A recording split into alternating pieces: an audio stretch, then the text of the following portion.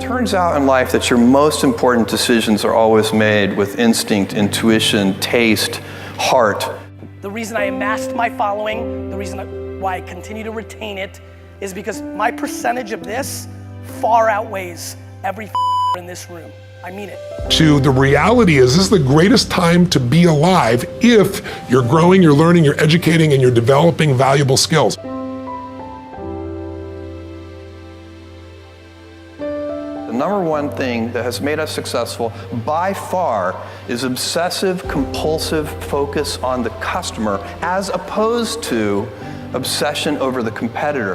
And I talk so often to other CEOs and some other CEOs and also founders and entrepreneurs, and I can tell that even though they're talking about customers, they're really focusing on competitors. And it is a huge advantage to any company if you can stay focused on your customer instead of your competitor. I believe in the power of wandering. All of my best decisions in business and in life have been made with heart, intuition, guts, not analysis. When you can make a decision with analysis, you should do so, but it turns out in life that your most important decisions are always made with instinct, intuition, taste, heart.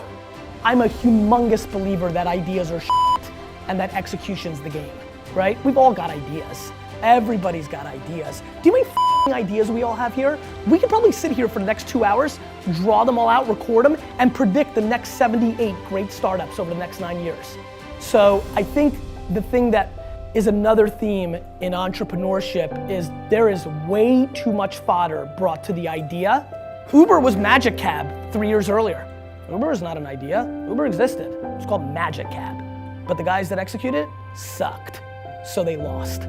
So I think, you know, if there's any level of romance left in this room about your idea, I'd like to suffocate it. Because I think the actual situation is what you actually do with it. The reason I amassed my following, the reason why I continue to retain it, is because my percentage of this far outweighs every in this room. I mean it.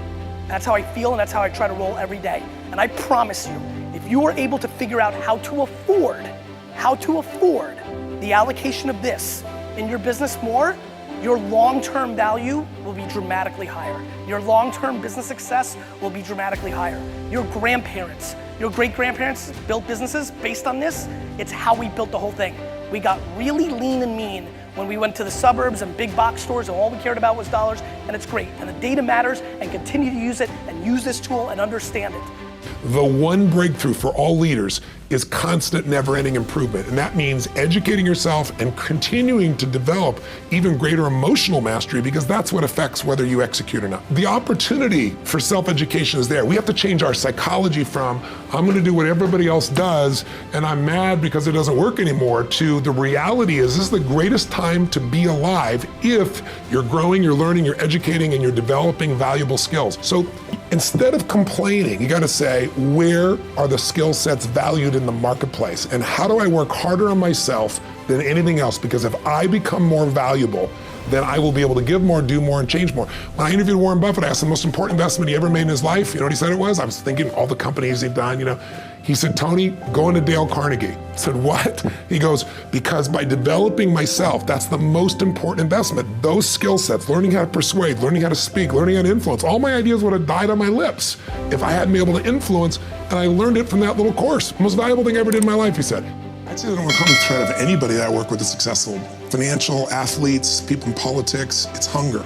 You know, you and I both know intelligence is a pretty damn valuable tool, but there are a lot of very smart people who can't fight their way out of a paper bag. And then when you find somebody who has that hunger, the hunger that doesn't go away, that hunger to be more, to do more, to give more, that hunger that never ends, you know, that's how you get these people that are the best in the world at whatever they do. And so if you can, I think everybody has that hunger, but for some people, it's been asleep for a long time because they're afraid. They're afraid that I'm gonna get hungry, I'm gonna try, I'm gonna fail.